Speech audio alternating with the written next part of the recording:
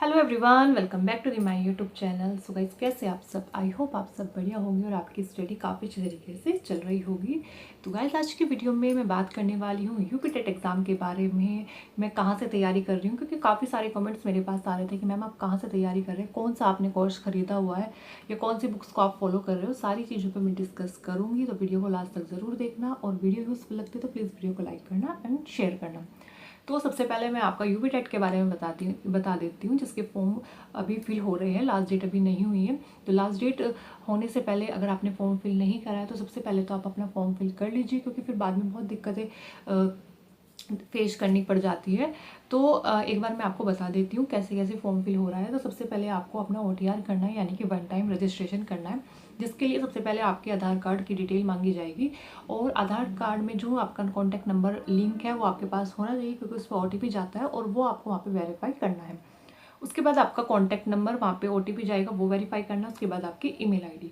तो सबसे पहले आपसे ये 3 चीज़ें डिटेल फिल करनी है आपको। Aadhaar card, phone number and email ID आपकी वेरीफाई होने के बाद आपका नेक्स्ट ऑप्शन रहने वाला है आपका लाइव फ़ोटो का, जिसमें आपको अपना लाइव फ़ोटो अपलोड करना है। ठीक है। उसके बाद ये अपलोड करने के बाद आपसे एड्रेस वगैरह की डिटेल मांगी जाएगी, वो आपको फिल करनी है। उसके बाद आपको अपना क्वालिफिकेशन की सारी मार्कशीट वगैरह, उसमें डेट जो मेंशन करी गई है, आपकी मार्कशीट का नंबर, फिर आपका रोल नंबर वगैरह सब आपको मेंशन करना है। कौन कौन सी ईयर में आपने पास आउट करा है, सब आपको इन्फॉर्मेशन वहाँ पे फिल करनी है। तो इतना आपको OTR में करना है। उसके बाद आता है हमारा जो यूपी टेट का फॉर्म फिल करेंगे, उसमें आपके सारे डॉक्यूमेंट्स स्कैन करके लगेंगे। 10th 12th graduation and DLED या BEd जो भी आपने करा है, उनके सारे डॉक्यूमेंट्स अपलोड करके आपको लगाने हैं। कितने कितने साइज़ के लगाने हैं उसमें अच्छे खासा मेंशन किया हुआ है, फ़ोटो और सिग्नेचर का भी, कि इतना KB को आपको PDF या फ़ोटो या सिग्नेचर होना चाहिए। तो उसमें आपको वहाँ पे शो हो जाएगा कि कितने कितने KB का आपको लगाने हैं। ठीक है, तो ये तो हो गया।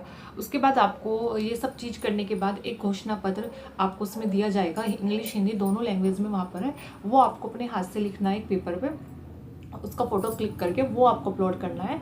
तो उसमें कोई मिस्टेक नहीं होनी चाहिए, अच्छा खासा वो पूरा अच्छे से प्रिंट आपको, जैसे आप लिखोगे पूरा एक कैमरे में उसको अच्छे से लेके चारों साइड से, मतलब चारों कॉर्नर उसमें अच्छे इक्वल आने चाहिए। तो उसको फिर वेरीफाई करने के बाद अब आपका क्वालिफिकेशन भी ऐड हो गया, एड्रेस वगैरह, नेम मेंशन हो गया, आपकी पर्सनल डिटेल सारी ऐड हो चुकी है। उसके बाद आपको क्या करना है, सारी चीज़ें अपलोड करने के बाद आपका आएगा पेमेंट का। तो पेमेंट करनी है आपको, फिर उसमें प्रिंट निकाल लेना है या फिर अपने PDF में लैपटॉप में सेव कर लेना है। तो ये तो आपका फॉर्म फिल करने का तरीका था, जो मैंने आपको बताया किस तरह से फॉर्म फिल हो रहे हैं। तो ये इस तरह से यूपी टेट का फॉर्म आप फिल कर सकते हैं। अगर आपने नहीं कराया तो लास्ट डेट से पहले ज़रूर से कर लेना। ठीक है। तो ये तो हो गया फॉर्म फिल वगैरह की डिटेल जो मुझे आपको बतानी थी। अब बात कर लेते हैं कि कहाँ से आपको तैयारी करना है। देखो, मैं अगर अपनी तैयारी आपको बताती हूँ, मैंने कोई भी पेड कोर्स नहीं लिया है यूपी टेट के लिए। मैं खुद से अपने सेल्फ स्टडी कर रही हूँ, प्लस मेरे खुद के अपने नोट्स हैं और बुक्स है कुछ। तो वही मैं आपके साथ शेयर करूँगी, कौन कौन से मेरे पास खुद के नोट्स हैं, या मैं किन टीचर्स से मैंने अपने नोट्स बनाए हैं, या कौन सी बुक से मैं पढ़ रही हूँ। तो सबसे पहले तो अगर आप यूपी टेट की तैयारी कर रहे हो, तो सबसे पहले तो आपके पास एक प्रीवियस ईयर क्वेश्चंस का कंपाइलेशन आपके पास होना चाहिए, जिससे आप वे क्वेश्चन लगा के आपको आइडिया लग सके कि इस टॉपिक से कितने क्वेश्चन आपके पूछे जाते हैं। तो वो मैंने आपको बताया था, यूथ कंपटीशन का मैंने मंगाया था। मेरे पास यूथ कंपटीशन का, जिसमें सारे प्रीवियस ईयर क्वेश्चन ऐड है, 2011 के 12 के जो भी एग्ज़ाम हुआ है, जो भी यूपी टेट के एग्ज़ाम कराए गए हैं, वो सारे उसमें ऐड है। तो सबसे पहले तो आप अपने प्रीवियस ईयर क्वेश्चन लगाइए, जहाँ से आपको आइडिया लग जाएगा कहाँ से टॉपिक में क्वेश्चन पूछे जाते हैं, कौन सा टॉपिक आपके लिए इंपॉर्टेंट है, किस सब्जेक्ट को सबसे ज़्यादा आपको टाइमिंग देना है, कौन सा आपका वीक पॉइंट है। तो ये तो हो गया प्रीवियस ईयर क्वेश्चन के बारे में। अब बुक्स की बात कर लेते हैं। तो बुक्स के देखो, मैं अगर आपको बताती हूँ, तो मैंने सिर्फ अभी एक इंग्लिश की बुक परचेज़ की है। इंग्लिश की भी मैंने इसलिए की थी क्योंकि इंग्लिश और अदर मतलब एग्ज़ाम के लिए भी मैं कर रही हूँ, तो इसलिए मैंने इंग्लिश की बुक परचेज़ की थी। बाकी मैंने कोई बुक परचेज़ नहीं करी है। मेरे पास PDF है और खुद के नोट्स हैं, मैं उन्हीं से। जो मेरे नोट्स अगर आपको चाहिए तो मुझे कमेंट कर देना, मैं वो नोट्स आपके साथ भी शेयर कर दूँगी। मेरे पास प्राइमरी के सारे नोट्स हैं, EVS, मैथ्स, हिंदी या CDP हो गया, इंग्लिश हो गया, तो सारे मेरे पास नोट्स है, तो मैं उनसे अपना पढ़ रही हूँ। और बुक्स की अगर मैं बताती हूँ, तो बुक्स अगर आपको लेनी है हिंदी के लिए, तो आदित्य पब्लिकेशन की बुक आप ले सकते हैं। और बाकी मैथ्स की जो आपके पास अर्थमेटिक की कोई भी बुक हो, उससे आप प्रैक्टिस कर सकते हैं। एक बार यूपी टेट का सिलेबस आप अच्छे से पढ़ लेना, उसके अकॉर्डिंग ही आपको मैथ्स के क्वेश्चन वहाँ से करना, चैप्टर वाइज जो जो आपके सिलेबस में दिया गया है। तो एक्स्ट्रा पढ़ने की कोई नीड नहीं है, जितना आपका दिया हुआ है उतना में काम चल जाएगा आपका। ठीक है।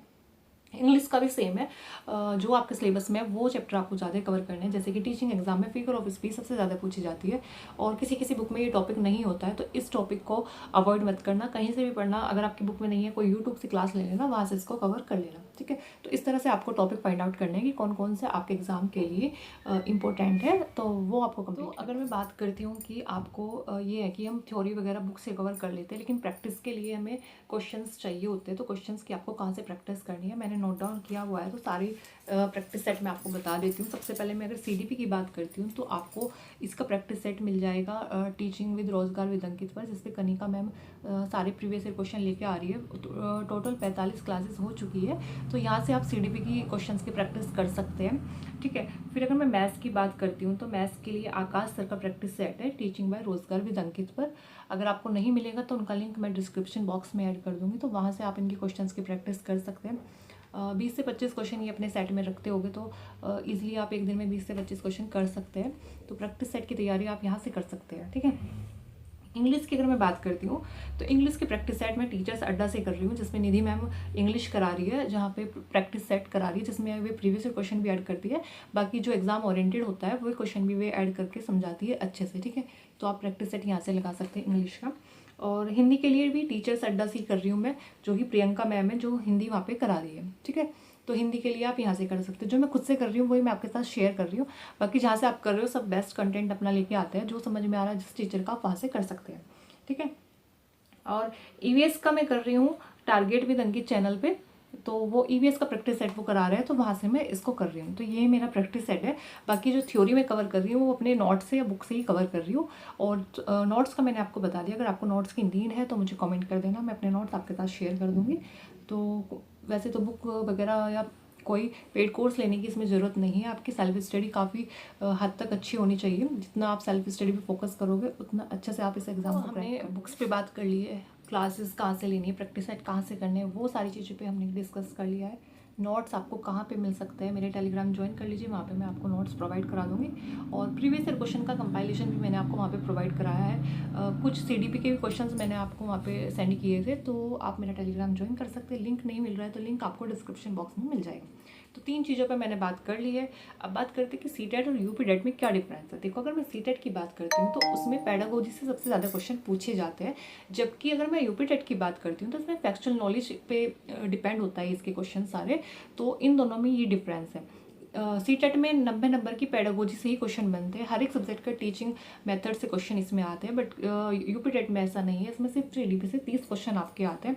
बाकी सब्जेक्ट वाइज क्वेश्चन आते हैं, जैसे हिंदी, इंग्लिश या लैंग्वेज सेकंड में आप जो भी चूज़ करते हो, संस्कृत हो गया, उर्दू हो गया या इंग्लिश हो गया, उससे क्वेश्चन आपके बन जाते हैं। फिर ईवीएस, मैथ्स और हिंदी, तो ऐसे आपके क्वेश्चन बनते हैं यूपी टेट में।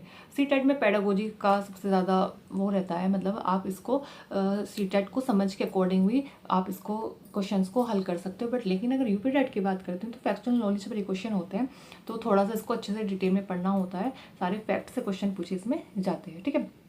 अब कुछ बच्चों का कमेंट्स आ रहा था कि मैम आपने लैंग्वेज 2 में क्या चूज़ किया है, कौन सी लैंग्वेज आपने चूज़ करी है। तो मेरा इंग्लिश है, मैंने इंग्लिश चूज़ की है। इंग्लिश से रिलेटेड आपको कोई भी जानकारी चाहिए तो आप मुझे कमेंट कर देना, मैं आपको जो भी आपका डाउट रहेगा मैं सॉल्व करने की कोशिश करूँगी। वीडियो कैसी लगी कमेंट करके ज़रूर बताना, और नेक्स्ट टॉपिक पर आप किस टॉपिक पर मतलब वीडियो चाहते हो तो मुझे कमेंट कर देना। Thank you so much.